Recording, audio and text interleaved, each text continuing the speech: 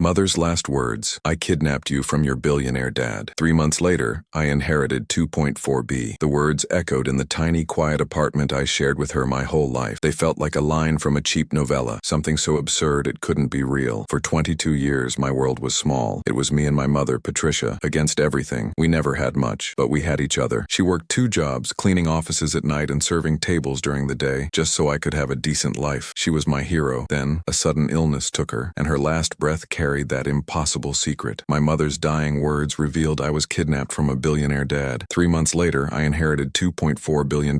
Subscribe and like to see what this empire and my mother's revenge plan led me to. 3 months after she was gone, a man in an expensive suit knocked on my door. His name was Leonard, a lawyer. He looked completely out of place in our simple neighborhood. He told me my father, a man named Arthur, had passed away. He was a business giant, a name I'd seen in the news but never connected to myself, and he had left everything to me. The number he said, $2.4 billion, didn't even sound like real money. It was a weight that settled on my shoulders, cold and heavy. I wasn't happy. I was furious. This man, this stranger, had lived a life of luxury while my mother worked herself to death. The inheritance was not a gift. It was a weapon. My mother had protected me from him, and now I understood why. In a box under her bed, I found old letters and documents she had saved. She didn't just run away. She was forced out. Arthur was a monster of control. He had tried to prove she was an unfit mother, creating false stories and paying people to lie about her. He wanted to own me like one of his companies. Her kidnapping was a desperate escape to save us both. Reading her words, written late at night over many years, my grief turned into a burning fire. He had stolen her life, her reputation, and my childhood. Now I had his empire, and I would use it to tear down everything he built. My first step was to accept my position in his company. I walked into the first board meeting looking like I didn't belong. The other members, old men in tailored suits, looked at me with disdain. They saw a poor kid who got lucky. Arthur's second wife, Diana, was there, her face a mask of polite hatred. Beside her sat their son, Devin, a few years older than me, who looked at me like I was dirt on his shoe. They expected me to take the money and disappear. They had no idea I was there to settle a score that was 2 decades old. I spent weeks learning the business, not to run it, but to find its weaknesses. Leonard, the old lawyer, seemed to see something in my eyes. He was loyal to my father's will, not his memory. He quietly gave me access to private records, files that painted a dark picture of Arthur. My father wasn't just a controlling man. He was corrupt. He had built his clean public image on a foundation of dirty deals and secrets. The biggest secret of all was a charitable foundation run by Diana. It was supposed to help poor communities, but it was really just a way to hide money and avoid taxes. That was my target. The plan was simple. I would expose the lie. I didn't want to destroy the company and the thousands of jobs it provided. I wanted to destroy the family name. I wanted the whole world to know who Arthur really was. I hired a team of quiet investigators, the best money could buy. They dug into every transaction of Diana's foundation. While they worked, I played the part of the confused heir. I asked stupid questions in meetings and let Devin mock my clothes and my manners. I wanted them to underestimate me. It was a game of patience, and my mother had taught me how to wait. The evidence they found was worse than I imagined. Not only was the foundation a fraud, but Diana and Arthur had used it to ruin smaller competitors, buying them out for nothing after creating fake scandals. They were predators hiding behind a shield of charity. I also found a direct payment from the foundation to one of the men who had lied about my mother in court all those years ago. It was the final piece, the direct link. My father had used his fake charity to pay the man who tried to take me away from my mom. A cold calm washed over me. I knew exactly what to do. I called an emergency board meeting, but I also invited several major journalists from across Brazil. Diana and Devin were furious. "What is the meaning of this?" Diana demanded, her voice sharp. The reporters in the back of the room made her nervous. I stood at the head of the long table, my father's old seat. I didn't raise my voice. I simply started telling a story. "I want to tell you all about a woman named Patricia," I began. I told them everything. I spoke of her long hours, her tired hands, and her unending love. Then, I put the documents on the projector for everyone to see. Bank statements, signed affidavits, the payment record to the man who lied. The room fell into a dead silence, broken only by the clicking of cameras. I showed them how the charity was used to destroy lives, including my mother's. Devin lunged at me, screaming, but security held him back. Diana just sat there, her perfect mask cracking, revealing the ugly truth underneath. She didn't say a word. Her face, white as a sheet, was my victory. In the weeks that followed, the empire Arthur built was shaken to its core, but it didn't fall. I made sure of that. I took complete control, removed Diana and the old board, and appointed new, honest people. The company would survive, but the family name was forever stained. The authorities launched a full investigation into the foundation. Diana and Devin lost everything. Their social status, their friends, their stolen fortune. They became ghosts in the world they once ruled. I renamed the foundation the Patricia Foundation. Now it truly helps people, mostly single mothers fighting to keep their children. Sometimes I go to the small apartment where I grew up. It's empty now, but I don't feel sad. I feel like my mother's last words weren't a confession. They were a mission, and now, finally, it is complete. The quiet that followed my victory was louder than any screaming match in the boardroom. I had won. The name Arthur was now linked to scandal, not success. Diana and Devon were social ghosts, stripped of their power and their stolen money. The Patricia Foundation was helping women who were just like my mother had been. By all accounts, the mission was complete. Yet sitting in my father's ridiculously large office, staring out at a city I now owned a piece of, I felt a deep, hollow emptiness. Revenge was a fire that had burned brightly, but now that it was out, I was just left in the cold with the ashes. The justice I had delivered couldn't bring my mother back. A month later, the strangeness of my new life was setting in. I wore the expensive suits and sat in the important meetings, but I felt like a boy playing dress-up. Leonard, the lawyer, stayed by my side, a constant, steady presence. One afternoon, he found me looking over financial reports, trying to make sense of the empire I now commanded. "You did a good thing," he said, his voice low. "But you have to be careful. You didn't just anger a family. You exposed a system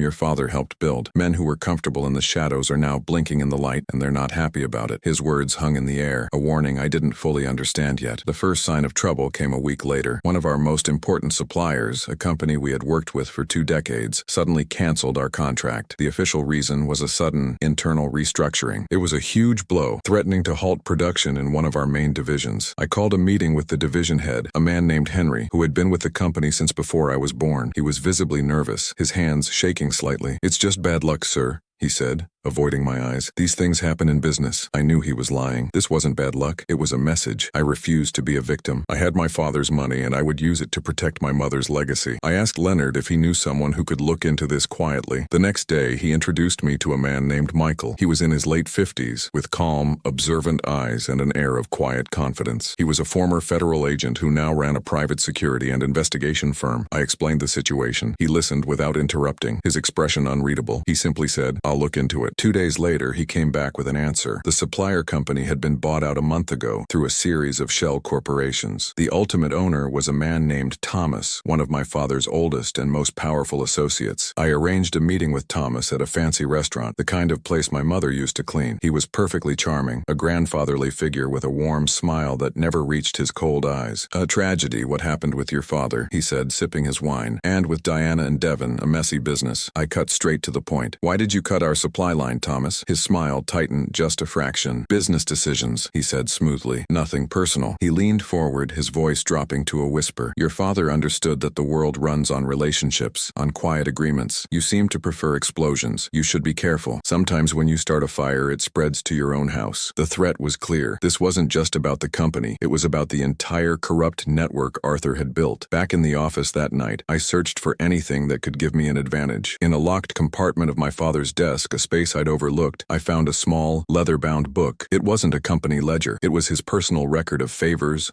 bribes, and secret deals. It listed names of politicians, judges, and business leaders, including Thomas. My father hadn't just been a monster to my mother. He had been a puppeteer, pulling strings all over the country. Leonard's words came back to me. I hadn't just kicked over a beehive. I had stumbled into a nest of snakes. While I was dealing with the silent threat of Thomas, the loud threat returned. Devon, broke and desperate, started a campaign of harassment. It began with anonymous calls in the middle of the night. Then came the messages. A picture of the front of my old apartment building. A photo of my mother's gravestone with a single dead flower placed on it. There were no direct threats, but the message was unmistakable. "We haven't forgotten you. You are not safe." The rage I felt was cold and sharp. They had lost everything, but they still wanted to take the last thing I had, my peace. I showed the pictures to Michael. He looked at them with a professional calm that I found reassuring. "This is a desperate move," he said. "Devon is a loud, angry child throwing a tantrum. He wants to scare you, to make you feel vulnerable." He pointed at Thomas's name on a file he had prepared. "This is the real threat. Devon is the barking dog, but Thomas is the silent snake in the grass. The dog makes noise, but the snake is the one that bites when you're not looking. We handle the snake first." He was right. My fight with Diana and Devon had been about the past, about settling a score for my mother. This new fight was about the future. It was about my survival. That night, I didn't go back to the large empty mansion Arthur had owned. Instead, I drove to the small apartment where I grew up. I sat in the empty living room, the silence filled with memories of my mother's laughter and her tired sighs. Her mission was complete, but a new one had been been forced upon me. My father had built an empire on secrets and corruption. My first act was to expose his personal sins. Now I had to dismantle the entire rotten structure he had left behind. It wasn't about revenge anymore. It was about ensuring that no other man like Arthur or Thomas could ever have the power to destroy a woman like Patricia. I looked at the old, faded photo of her on the mantelpiece. "I'm not done, Mom," I whispered to the empty room. "This is for you too." My father's little black book felt heavier than any corporate ledger. It wasn't just a record of crimes. It was a map of the hidden world he had operated in. This was the system Leonard had warned me about, a web of favors and threats that held the powerful together. I spent my nights studying it, not in the big mansion, but in the quiet of my old apartment. The names in that book weren't just business partners. They were ghosts who had helped Arthur bury his secrets, including the ones about my mother. My fight wasn't just with Thomas anymore. It was with all of them. A few days later, the snake made its next move. A major news outlet published an article questioning the recent changes at the company. It painted me as a reckless, inexperienced boy on a personal vendetta, destroying his father's legacy. The article quoted anonymous sources close to the family who worried about my emotional instability. It was Diana's poison, delivered through Thomas's network. They were trying to use the same tactic against me that they used on my mother: discredit the victim until no one listens. The words stung, but they didn't surprise me. This was their game, and I was just learning the rules. I immediately called Michael. He arrived at my office looking as calm as ever, holding a tablet with the article on it. "They're testing you," he said simply. "They expect you to get angry, make a public statement, and look guilty. We won't do that." He pointed to the black book on my desk. "Your father built this house of cards. He knew where every single card was placed. We're not going to blow it over. We're going to pull one card out very quietly and watch a section of it collapse." His plan was precise. He had already identified the weakest link, a politician named Walter, whose career was built entirely on my father's secret funding. "Walter is Thomas's man in the government," Michael explained. "He pushes through regulations that benefit their businesses. The book has proof of 3 illegal payments made directly to his personal accounts." He then showed me the profile of a journalist. Her name was Rebecca. "She's young, ambitious, and she hates corruption. She wrote the article about you, probably because she was fed a good story. But if we give her a better one, a true one, she'll follow it." The strategy was brilliant. We wouldn't attack Thomas directly. We would go after his assets, his puppets, and let him know we could reach any of them. That evening, I met Rebecca in a small, quiet coffee shop far from the city center. She was wary, her eyes sharp and intelligent. She expected me to complain about her article. I didn't. Instead, I told her, "You were right about one thing. I am on a personal mission, but you got the target wrong." I explained that my goal wasn't to destroy my father's company, but to clean it. I told her about the Patricia Foundation and what it was doing now. Then I slid a single folder across the table. It contained copies of the bank transfers to Walter. I didn't give her the book. I just gave her a thread. "I believe a good journalist knows how to pull on a thread," I said. She looked at the documents, then back at me, her expression changing from suspicion to intense curiosity. While I was setting the trap for Thomas, Devon's tantrum got worse. One morning, I received a call from the caretaker of the cemetery. My mother's gravestone had been vandalized. Someone had spray-painted the word liar across it in red paint. A cold, quiet rage filled me, so intense it felt like ice in my veins. This was a line that should never have been crossed. My first instinct was to find Devon and end this myself, but as I clenched my fists, I remembered Michael's words. Devon is the barking dog, a dog on a leash. I called Michael, my voice tight with anger. He listened patiently. "I've been looking into Devon's finances," he said calmly. "He's broke, but he just paid his rent for the next 6 months. The money came from an account linked to a company owned by Thomas." There it was, the connection. Thomas wasn't just planting stories in the news. He was funding Devon's campaign of psychological terror to distract me, to make me emotional and reckless. He underestimated me. He thought I was still just Patricia's son. He was about to find out I was also Arthur's. I had inherited his monster, but I was learning how to aim it. 2 days later, Rebecca's story broke. It was front-page news. It didn't mention my father or Thomas. It was a perfectly researched expose on a corrupt politician named Walter. The scandal was huge. Walter's career was over in a matter of hours. The news sent shockwaves through the corrupt network. For the first time, one of their own had fallen, and no one knew where the attack had come from. They were scared. They knew someone had a list, and they didn't know whose name was next. That afternoon, my private phone rang. It was Thomas. His voice was no longer warm or charming. It was cold and flat. "You're making a mistake," he said. There was no threat, just a statement. "No, Thomas," I replied, my voice steady. "I'm correcting one. My father's. You and your friends had a good run. It's over." I hung up the phone. I knew he understood. This was a new game now, with with new rules. With Thomas on the defensive, I dealt with Devon. I didn't need violence. I had something far more powerful: evidence. I gave the police the security footage from the cemetery, along with the financial records linking him to Thomas. I filed for a restraining order and sued him for damages. He was arrested the next day, stripped of his money and his powerful friend. He was just a pathetic, angry man. He was no longer a threat. He was just a ghost, like his mother. The battle was won. But looking at the black book on my desk, I knew the war was just beginning. I had taken down a pawn. Now it was time to go after the kings. The silence that followed my call with Thomas was heavier than any threat he could have made. It was the silence of a predator acknowledging another. The fall of Walter wasn't just a news story. It was a message. A tremor had run through the web my father had built, and every spider on it was now looking around, wondering which thread would snap next. For 2 days, nothing happened. No strange calls, no veiled threats. It was a calculated quiet designed to make me anxious. It didn't work. I spent those days in my old apartment, the black book open on the kitchen table, feeling more like a general planning a campaign than a son seeking revenge. Michael arrived on the 3rd day, looking as composed as ever. He placed a folder on the table next to the book. "They're scared," he said, his voice low. "I've been getting calls from contacts I haven't heard from in years. People are nervous. They want to know if the storm is over." He shook his head. "I told them the rain is just beginning." He opened his folder. Inside was the profile of a man named Bruce. He was in his late 50s, with a smile that never reached his eyes. He owned one of the country's largest media conglomerates. "Bruce was your father's megaphone," Michael explained. "Whenever Arthur needed a story killed or a rival smeared, Bruce made it happen. His entire empire was built on your father's money and secrets." The book confirmed it. There were pages dedicated to Bruce, detailing how he'd helped ruin journalists, politicians, and business rivals who got in my father's way. He was instrumental in painting my mother as unstable in the public eye years ago. He wasn't just a pawn like Walter, he was a bishop, capable of moving across the board and taking out powerful pieces. "He's too powerful to expose with a simple bank transfer," I said, tracing his name with my finger. "He controls the narrative. He'll bury Rebecca's story if we go after him directly." "Exactly," Michael agreed. "So we don't go after him. We make him come to us. We need someone on the inside." Finding that person seemed impossible until I remembered a name from my childhood: Laura. She had been my father's executive assistant for over 20 years, a quiet, efficient woman who saw everything and said nothing. I remembered her giving me candy when I visited the office as a boy. She had always been kind, with a sadness in her eyes I never understood. My father had forced her into early retirement a few years before he died. I found her number in an old company directory. When I called, her voice was hesitant, cautious. I simply said, "Laura, this is Patricia's son. I need to talk to you about my father." We agreed to meet the next day. While I was planning my next move, Thomas made his. He didn't come after me directly. He came after my mother's legacy. A story appeared on a popular news blog, written by a journalist named Angela. The article questioned the financial dealings of the Patricia Foundation. It hinted at funds being misused and painted the foundation not as a charity for abused women, but as my personal slush fund. It was a disgusting lie, but it was clever. He was attacking the one thing I was trying to build that was clean. He was trying to turn my tribute to my mother into another one of Arthur's dirty secrets. The rage returned cold and sharp. This was Bruce's work, executed by Thomas. I met Laura in the same quiet coffee shop where I had met Rebecca. She was older now, her hair gray, but the same sadness was in her eyes. She looked terrified. "I shouldn't be here," she whispered. "You don't know what these people are capable of." I looked her straight in the eye. "I do," I said. "They destroyed my mother. They're trying to do it again with her foundation." I told her about Bruce in the article. I explained that I wasn't trying to destroy the company, but to purge it of the poison my father had cultivated. Her expression slowly changed from fear to a weary resolve. "Your father, he was a complicated man," Laura began, her voice barely audible. "He trusted Bruce with everything, but Bruce has a weakness, a big one." She explained that Bruce was secretly funding a massively ambitious and illegal real estate project in a protected environmental zone, using a series of shell companies. The project was his dream, his legacy, but if it ever came to light, it would destroy him. "Your father knew," she said. "He kept a separate ledger, a private one, with all the details. He used it to keep Bruce in line. He never kept it in the office. He said he kept it somewhere safe." She paused, then looked at me. "He kept it at your mother's house, in the lining of her old sewing box." That night, I drove back to the mansion. I hadn't been in my mother's old sewing room since she died. It was just as she had left it. I found the old wooden box on a dusty shelf. My hands trembled as I cut open the velvet lining. Inside was a small, thin ledger. It was all there: names,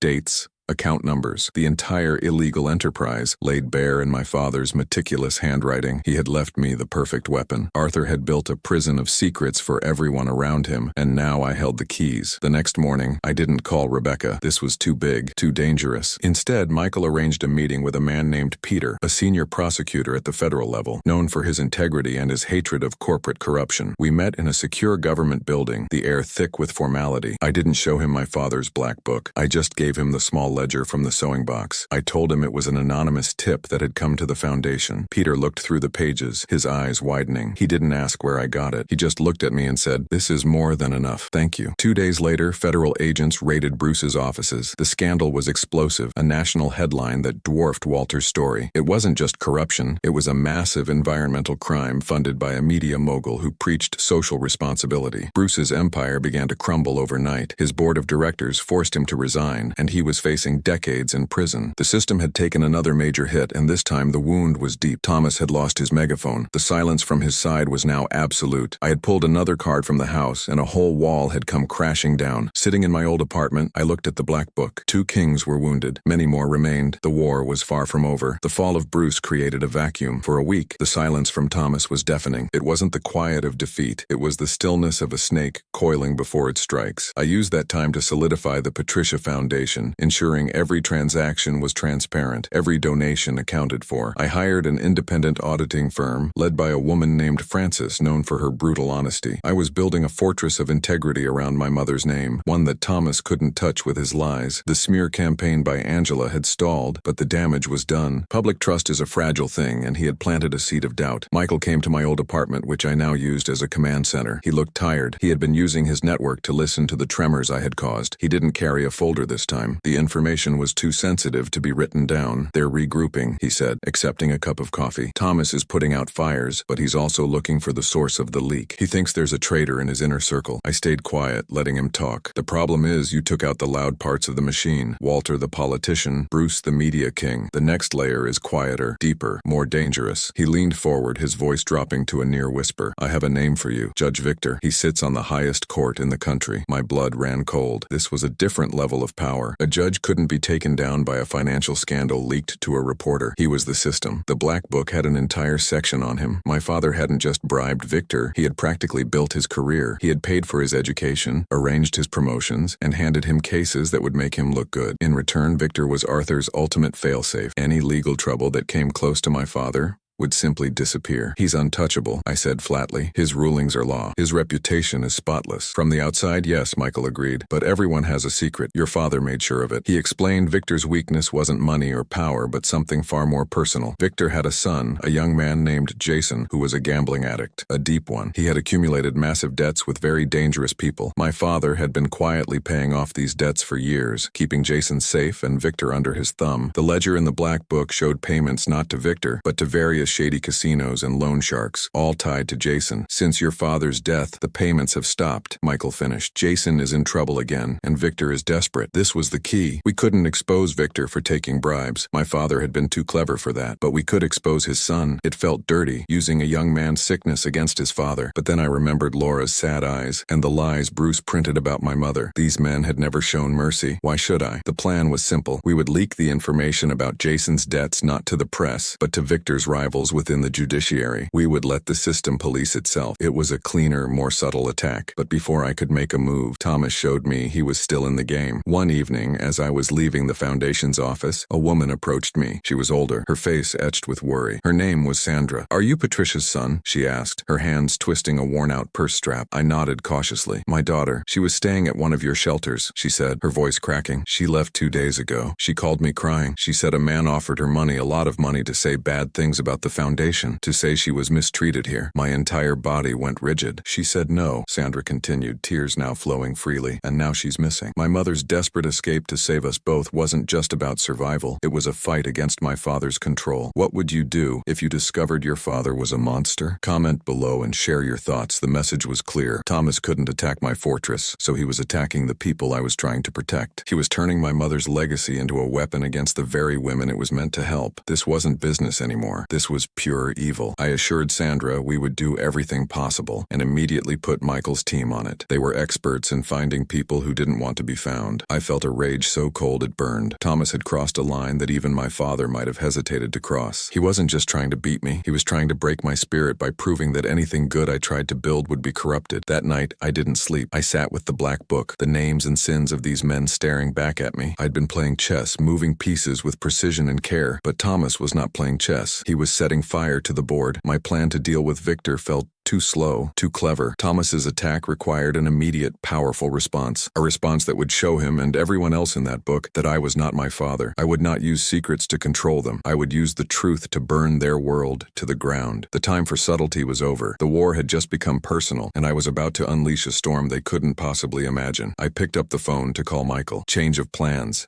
I said. We're not just going after Victor. We're going after all of them, at once. Michael listened on the other end of the line, his silence a heavy weight. When I finished, he didn't argue. He just said, "Where are you?" I told him I was at my old apartment. 20 minutes later, he was there, his face grim. He didn't need to ask why I had changed my mind. The story of Sandra and her missing daughter was already spreading through his network like a virus. Thomas wasn't just playing defense. He was creating hostages. An all-out attack is suicide, Michael said, pacing the small living room. You will expose yourself. They will unite and crush you with the full force of the system they control. We need to be smart. I looked at the black book on the coffee table. It wasn't just a list of crimes. It was a map of a web, showing how every spider was connected to the others. You're right, I said. We won't just attack. We'll set the whole web on fire at the same time. They won't have time to unite. They'll be too busy trying to save themselves. His eyes narrowed, finally understanding. This wasn't about a single, chaotic leak. This was about a coordinated demolition. Okay, he breathed. What's the first move? I pointed to Victor's section in the book. We start here, but not quietly. Not by whispering in his rival's ears. We shout it from the rooftops. Thomas wants to use the media against me? Fine, we'll use it to burn down his judge. Michael nodded slowly. I know a journalist. An old-school investigative reporter named Mark. He hates corporate corruption more than anything. He's relentless. If we give him the story about Jason's debts, he won't just report it. He'll dig until he finds the bones. While Michael made the call to set up a secure meeting with Mark, I focused on the immediate problem. Sandra's daughter, I said. Find her. Use every resource. Every person you have. I don't care what it costs. Michael's expression softened for a moment. My best team is already on it. We're tracking the man she was last seen with. He's one of Thomas's regular fixers, a man named Carl. We'll find her. The name Carl went into my memory. Another debt to be collected. This was the difference between my father and me. He saw people as assets. I saw them as responsibilities. The next 48 hours were a blur of intense preparation. Michael brought in a young tech expert, a quiet man named Eric. He worked with a focus that was almost frightening. My job was to guide him through the black book, explaining the connections my father had laid out. Eric wasn't just scanning pages. He was building a fortress, a secure server where all the evidence was being digitized, cross-referenced, and linked. We created separate encrypted packages of information for each person in the book. One for the banker laundering money, one for the CEO hiding illegal pollution, one for the police chief taking bribes. Each package was a self-contained bomb, ready to be detonated. Seeing it all come together, I finally understood the true scale of my father's evil. It was breathtaking. He hadn't just corrupted individuals. He had infected the entire structure of power. He had a file on everyone, a leash for every dog in his yard, and now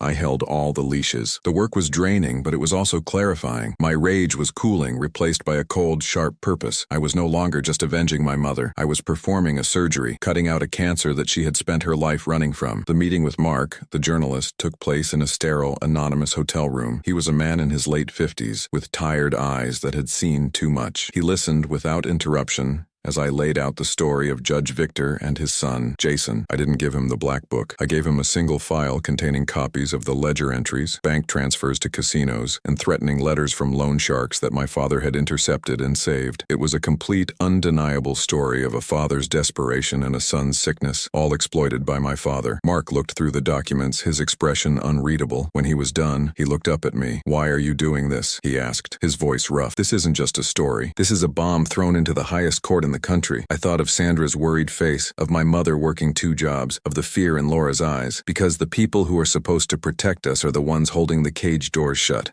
I said. It's time someone blew the whole cage apart. He stared at me for a long moment, then gathered the files. The story will run in 2 days, he said. Get ready. As he left, my phone buzzed. It was Michael. His voice was tense but triumphant. We found her, he said. Sandra's daughter. She's safe. Carl was holding her in an apartment across town, trying to scare her into signing a false statement. My guys got her out. Carl is being questioned. A wave of relief washed over me, so powerful it almost brought me to my knees. We had won the first battle. We had protected one of the people my mother's foundation was built to serve. It was a small victory in a massive war, but it was everything. It proved that we could fight back, not just with money and secrets, but with action. The fire was coming, and for the first time, I felt the warmth of hope instead of just the heat of anger. The first domino was about to fall, and I was ready to watch the rest of them come crashing down. The 2 days before Mark's article was published felt like the quiet before a hurricane. The air in my old apartment was thick with tension and the low hum of Eric's computers. We barely slept. Michael organized everything with the precision of a general preparing for invasion. He had teams monitoring every person in the black book, watching for any unusual activity. They were listening, waiting for the first sign of panic. We were no longer just defending. We were on the hunt, and the feeling was both terrifying and incredibly empowering. On the second morning, Michael sat across from me at the small kitchen table, a tablet in his hand. We got what we needed from Carl, he said, his voice low. He's not just a fixer, he manages a network of people for Thomas. Disgruntled employees, people with debts, anyone who can be bought or scared. He was the one who paid people to lie about your mother all those years ago. My hands clenched into fists under the table. It was one thing to read it in my father's files. It was another to hear that the same man was still doing Thomas's dirty work today. He gave us names, Michael continued, including a police chief who helps make problems disappear. A man named Anthony. I nodded, the name burning itself into my mind. Add him to the top of the list, I said. Then it happened. It didn't start with a bang, but with a simple notification on my phone. A news alert from Mark's paper. The headline was devastatingly simple. Top judge's family tied to millions in illegal gambling debts. The story was a masterpiece of investigative journalism. Mark didn't just report the facts we gave him. He had uncovered more. He connected Jason's casino markers to a specific loan shark operation, one that the police had conveniently ignored for years. He laid out the timeline, showing how Judge Victor's recent rulings had suspiciously benefited the very people who owned his son's debts. He didn't accuse. He just presented the facts so clearly that any other conclusion was impossible.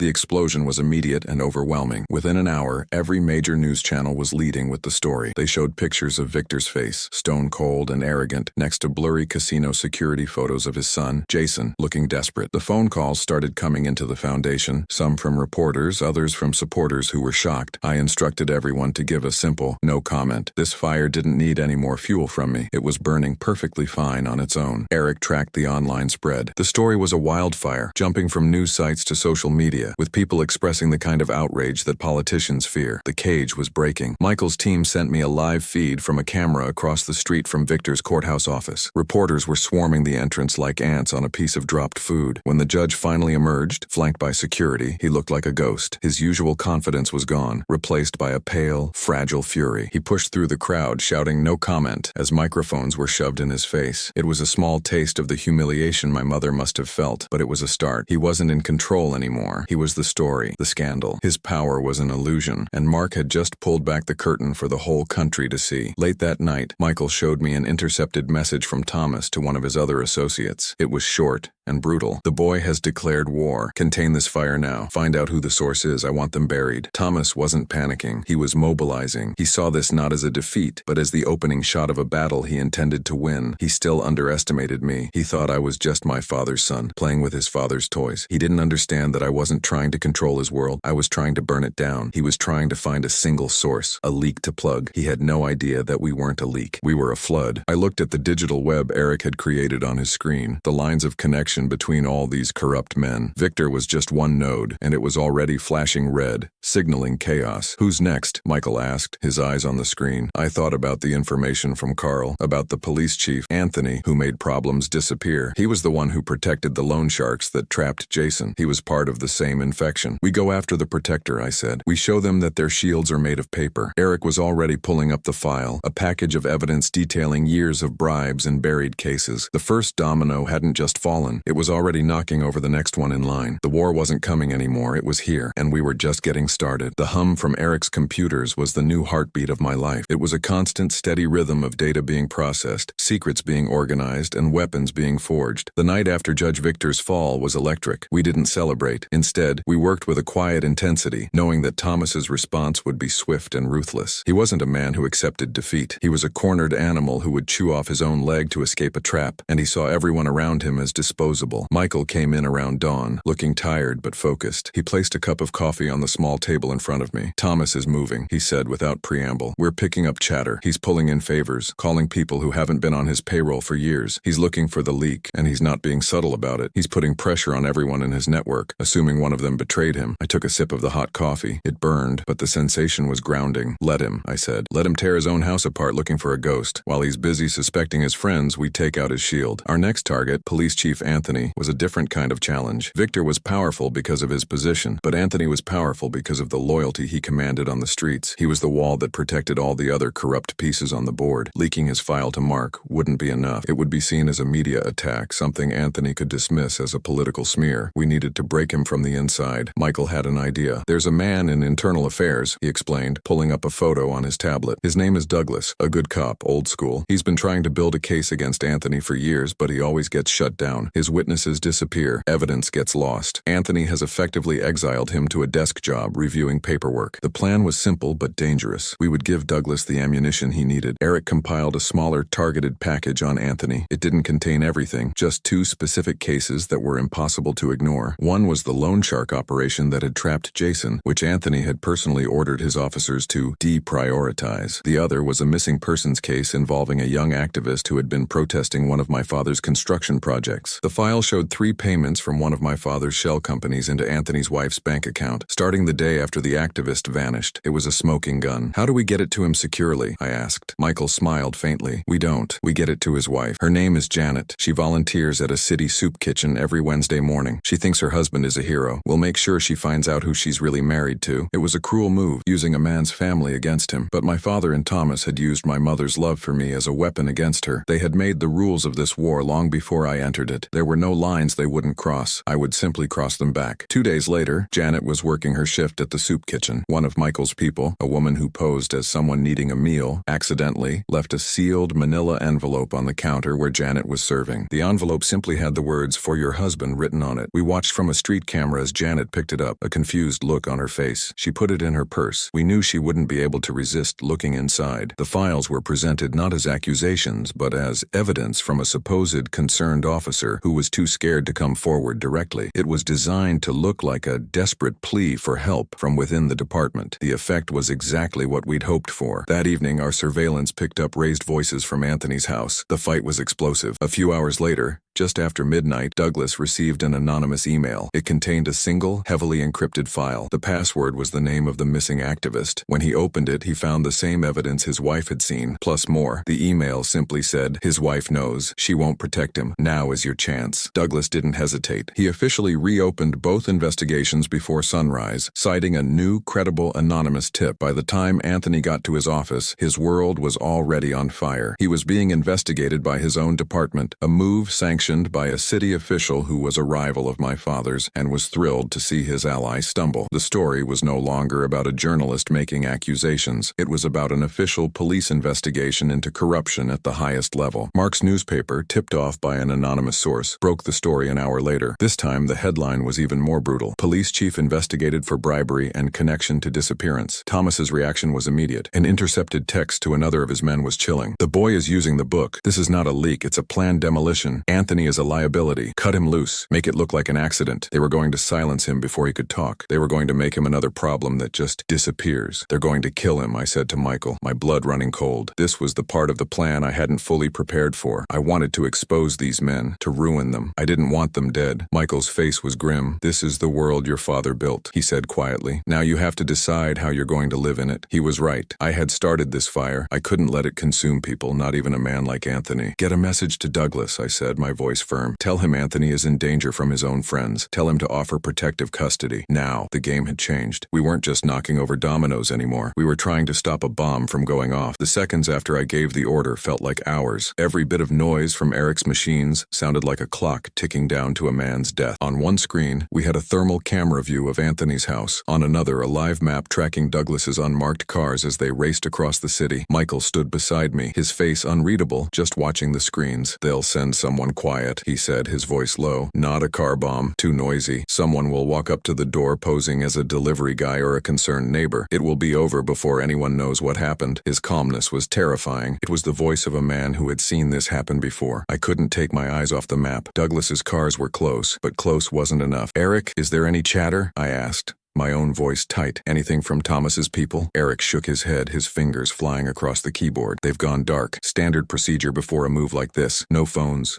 No traceable comms. The silence was worse than a threat. It meant they were already in motion. Then on the thermal camera, a single heat signature detached from the darkness of the street and started moving toward Anthony's front door. My heart hammered against my ribs. There, I whispered. Michael didn't even flinch. Too late. Just as the figure reached the porch steps, two sets of headlights flooded the street. Douglas's cars screeched to a halt, boxing the house in. The figure on the porch froze for a split second, then sprinted back into the darkness and disappeared between the houses. Armed officers swarmed the property. We watched as a terrified Anthony was brought out, his hands cuffed behind his back for his own protection. He looked broken, a shell of the powerful man he had been that morning. Janet, his wife, followed, wrapped in a blanket, her face stained with tears. Douglas had gotten there in time, just barely. I let out a breath I didn't realize I'd been holding, my body slumping in the chair. The room felt cold. We had won, but it didn't feel like a victory. It felt like I had just stared into an abyss and seen it stare back. 2 hours later, another intercepted message from Thomas appeared on Eric's screen. It was sent to a number we hadn't seen before, a heavily encrypted line. The leak is not internal, it's external and has real-time intelligence. The boy has a professional team. The old methods are too slow.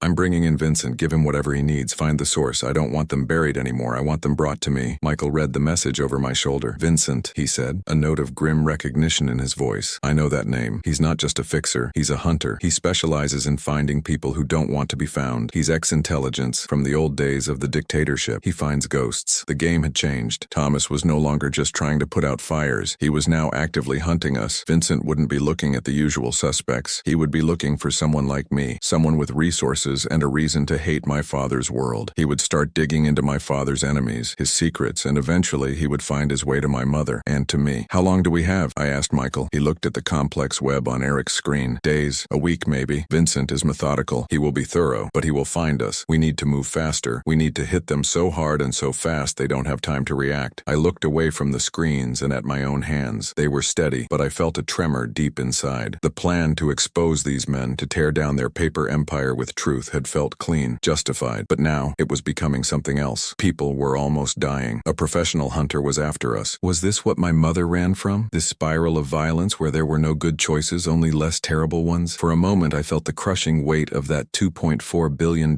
inheritance. It wasn't just money, it was the price of admission into this dark world. I didn't want this, I said quietly, more to myself than to anyone else. I didn't want people getting hurt. Michael put a hand on my shoulder. His touch was firm, grounding. You didn't start this, he said. Your father and Thomas built this world on the pain of people like your mother. They hurt people for profit, for power. Anthony was one of their tools. If he had died tonight, it would have been their hands pulling the trigger, not yours. You saved a man's life tonight. Don't forget that. He was right. Thomas's order to kill Anthony wasn't my fault. It was a glimpse into their true nature. They would eliminate anyone who became a liability. They were the monsters. I had just turned the lights on in the room they were hiding in. My resolve hardened again, the brief moment of doubt burning away like fog in the morning sun. We couldn't stop. Stopping now meant letting them win. It meant Vincent would find us, and they would erase us just like they tried to erase my mother, just like they erased that young activist. Eric, I said, my voice clear and strong, pull up the file on my father's construction projects, the big ones, the ones that displaced entire communities. Eric's fingers were already moving. A new set of files appeared, detailing sweetheart deals with city officials, safety violations that were ignored, and protests that were violently shut down. One name appeared over and over again, a city councilman named Frank. He was the the one who rezoned land for my father, pushing families out of their homes for pennies. There, I said, pointing at the screen. That's our next target. We're not just taking out their shields anymore. We're going after the architects of their greed. We had a hunter on our trail. The only way to survive was to keep moving forward, to keep fighting, and to dismantle their world before they could dismantle ours. Going after Frank felt different. Anthony was a corrupt cop, a shield. Frank was a builder of the system itself. He was one of the men who drew the blueprints for my father's cruel world. We spent the next day in our command center, which was really just a high-tech office in an anonymous commercial building. Eric worked silently, his face lit by the glow of 6 monitors. He pulled up city records,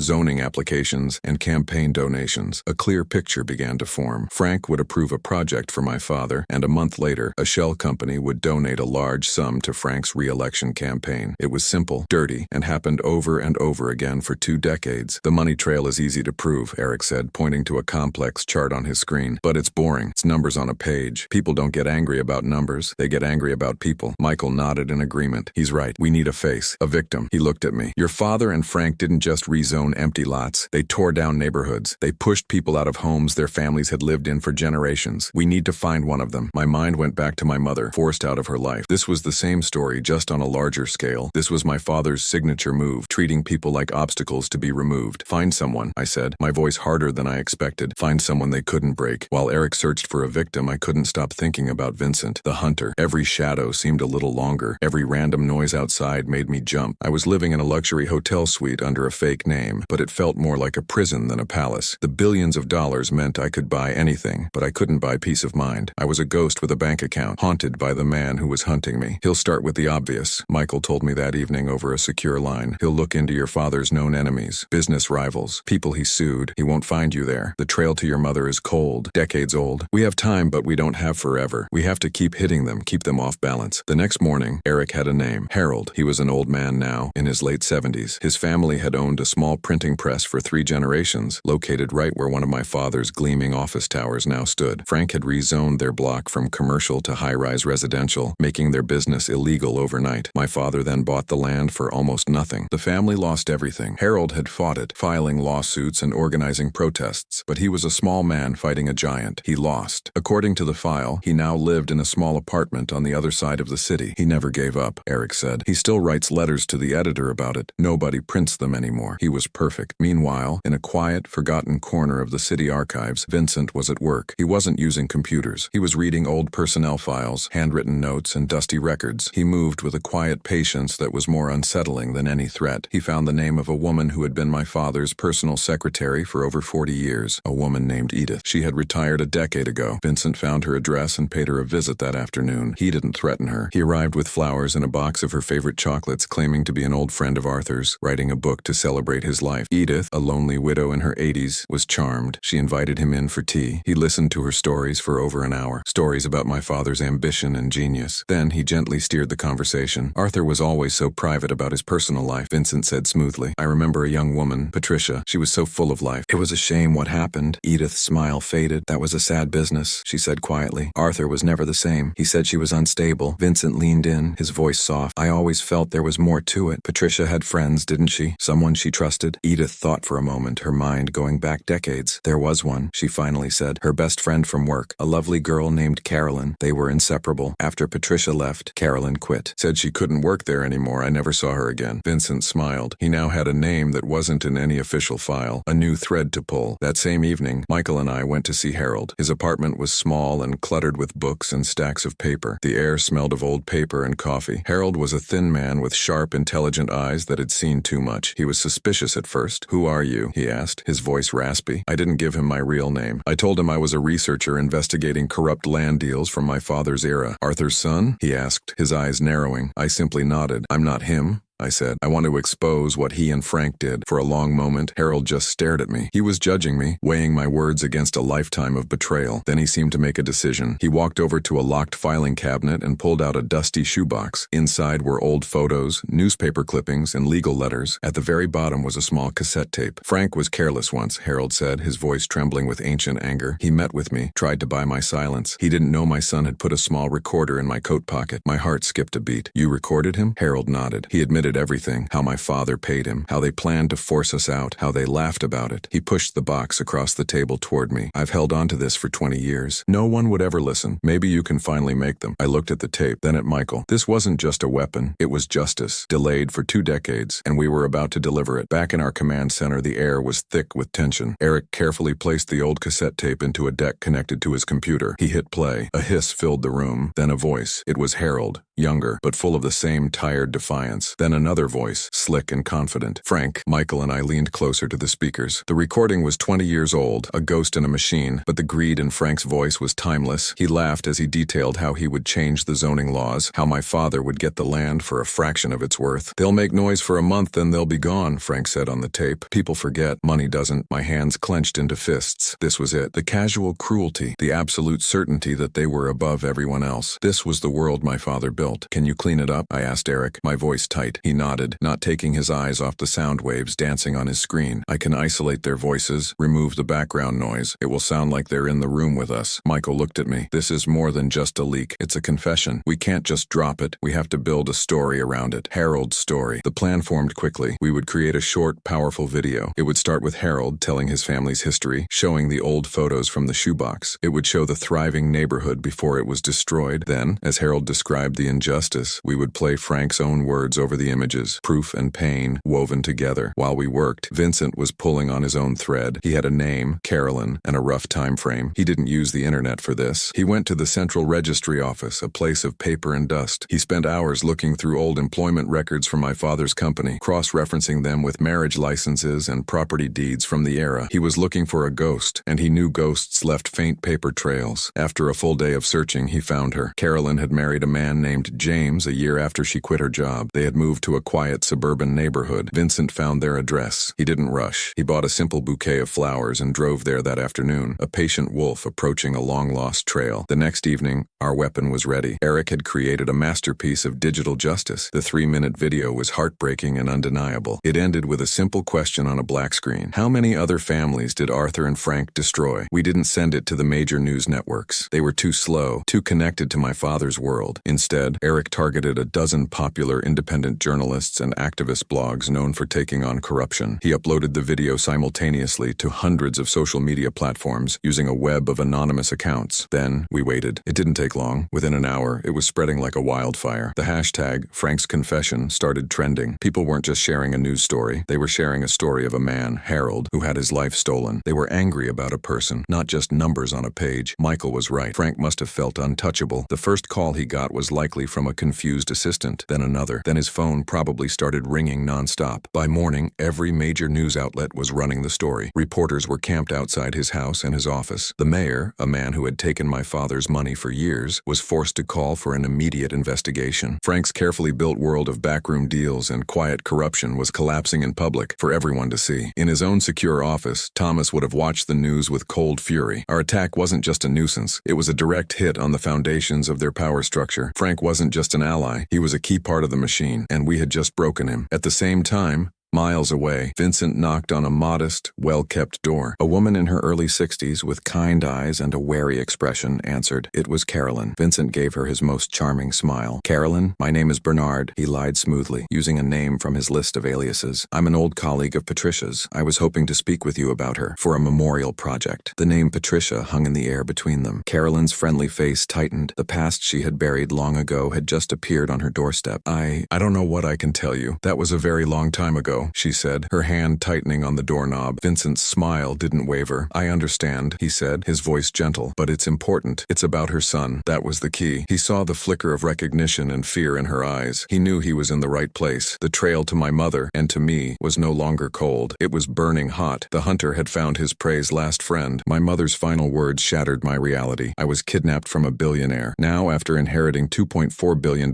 I found her letters detailing Arthur's monstrous control. What do you think of my inheritance and my mother's desperate escape? Subscribe for more intense stories like mine.